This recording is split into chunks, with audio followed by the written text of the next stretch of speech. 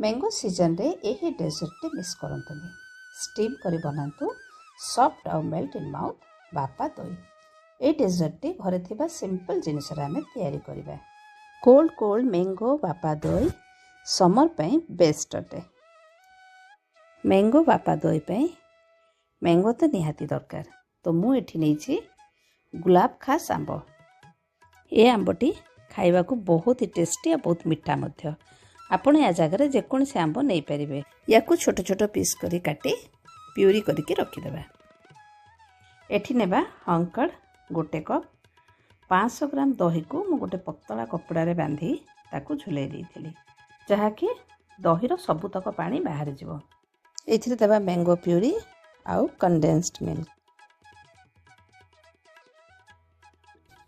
एबे याको आमे हैंड विस्कर साहाय्य भल भाव मिक्स करदे।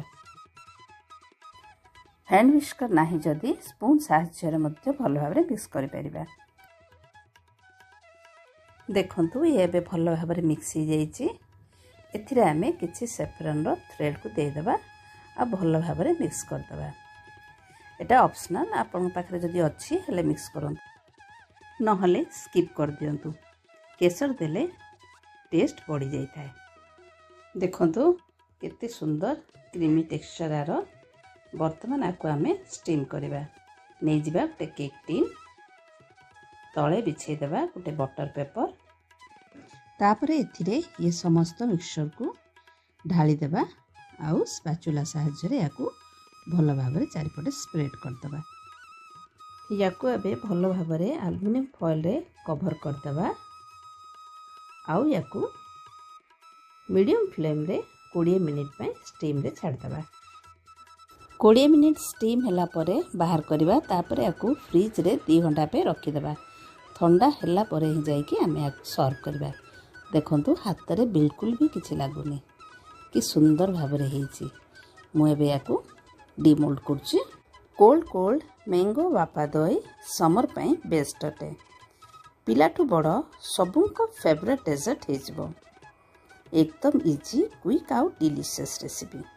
छुरी साहाय्य चारिपटू स्क्रैप करके सावधानी सहकारे ताको उल्टे देबा आउ तले जो बटर पेपरटे दिया ताको बाहर करदेबा।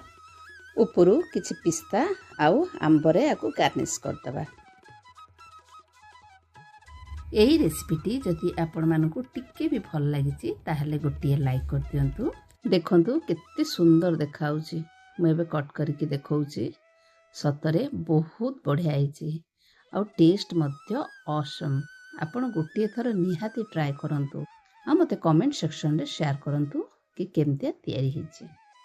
आपण जदि चैनल रे नुआ अछंती ताले चैनल को सब्सक्राइब कर नियंतु।